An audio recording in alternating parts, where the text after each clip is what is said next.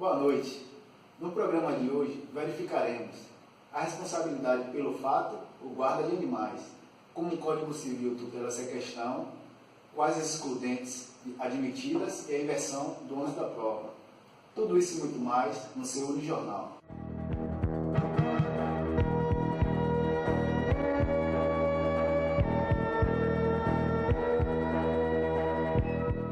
Daremos agora a professora de Direito Civil, Carolina Jabinal, para iniciar a discussão do tema. A senhora poderia, por favor, iniciar a discussão do nosso tema?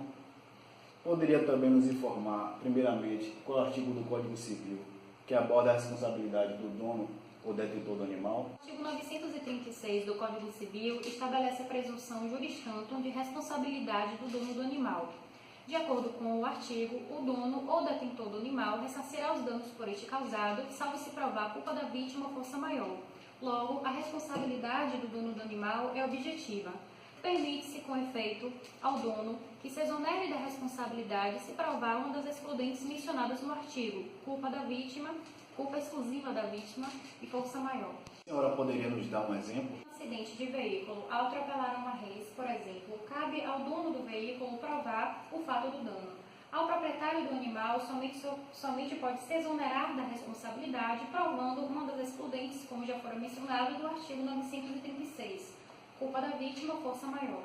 Verificaremos agora uma pequena entrevista com alguns civis para analisar se este conhecimento é de fato compreendido.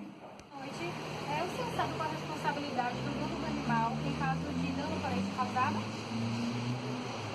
Poxa, vou ficar te devendo essa resposta. Obrigada. Boa noite. Você sabe qual é a responsabilidade do dono do animal em caso de algum dano por este causado? Dano no animal? Objetiva? Obrigada. Boa noite. Você sabe qual é a responsabilidade do dono do animal em caso de algum dano por este causado?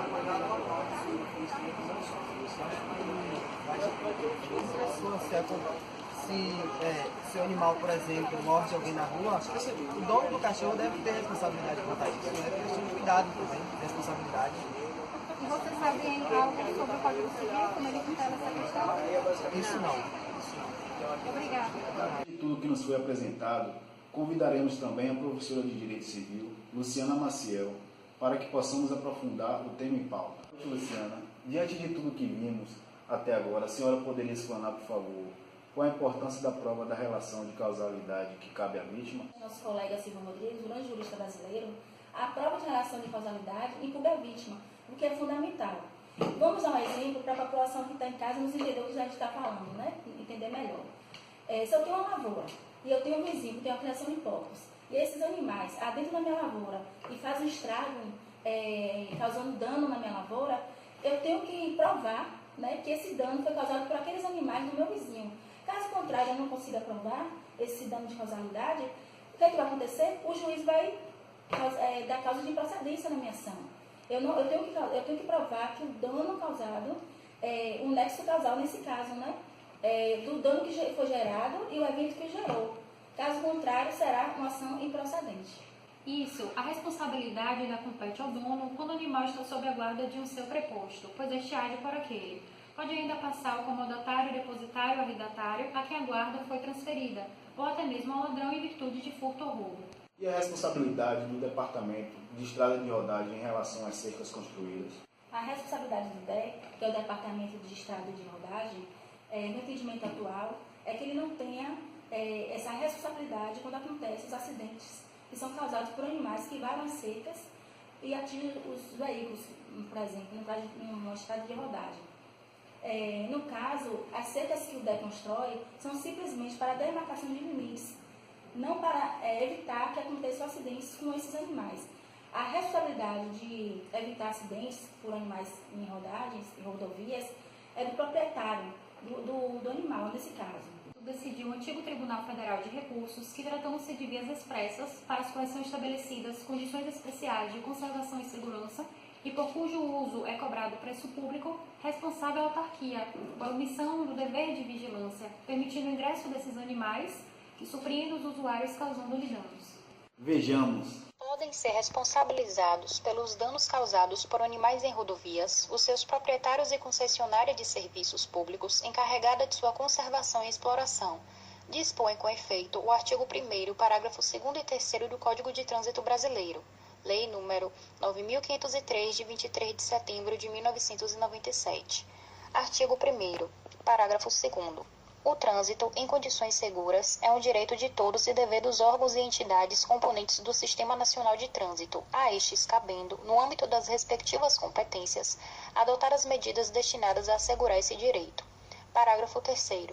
Os órgãos e entidades componentes do Sistema Nacional de Trânsito respondem, no âmbito das respectivas competências, objetivamente, por danos causados aos cidadãos, em virtude de ação, omissão ou erro na execução e manutenção de programas, projetos e serviços que garantam o exercício do direito do trânsito seguro.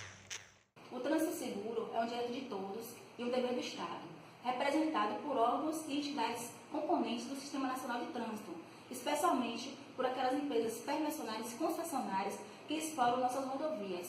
O Código de Defesa do Consumidor, no seu artigo 14, responsabiliza os prestadores de serviços em geral, inclusive, portanto, as referidas concessionárias e permissionárias, independentemente da verificação de culpa pelo defeito na prestação de serviços, podendo assim ser considerada a permanência dos animais na pista de rolamento, expondo a risco os usuários.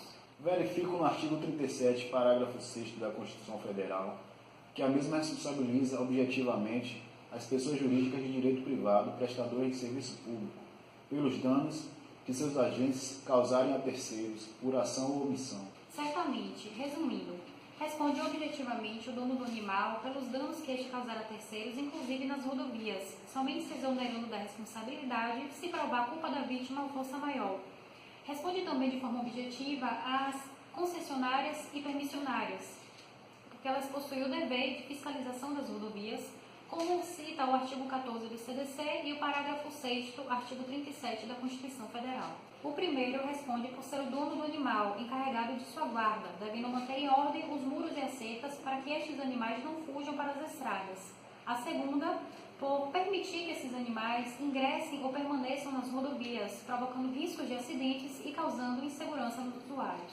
Existe também a jurisprudência do Superior Tribunal de Justiça que afirma que as concessionárias da rodovia respondem objetivamente pelo defeito na prestação de serviço e pela manutenção de todos os seus aspectos. Também ela responde por acidentes provocados por esses animais na pista. Muito obrigado pela participação. Para finalizar, veremos agora uma entrevista com a advogada Maria Alves sobre as excludentes admitidas e a inversão do ônus da prova. Bom dia, estamos aqui com a doutora Maria Alves. Doutora, a senhora poderia nos explicar como ocorre a inversão do ônus da prova? Pelo sistema do Código Civil, em seu artigo 936, cabendo aos donos ou detentores dos animais a sua custódia, a responsabilidade pelos acidentes por eles provocados recai ipso facto pelos respectivos donos ou detentores. Trata-se de uma responsabilidade presumida oper legis, sendo uma presunção invencível, ocorre a inversão do ônus da prova. E caso esses donos ou detentores quiserem se exonerar de tal responsabilidade, é necessário que se prove que o acidente ocorreu por culpa da vítima, ou seja, por uma imprudência da vítima ou por força maior. Muito obrigada, doutora. Gostaria de agradecer a todos pela presença e a você, telespectador, por estar conosco até o final. Muito obrigado.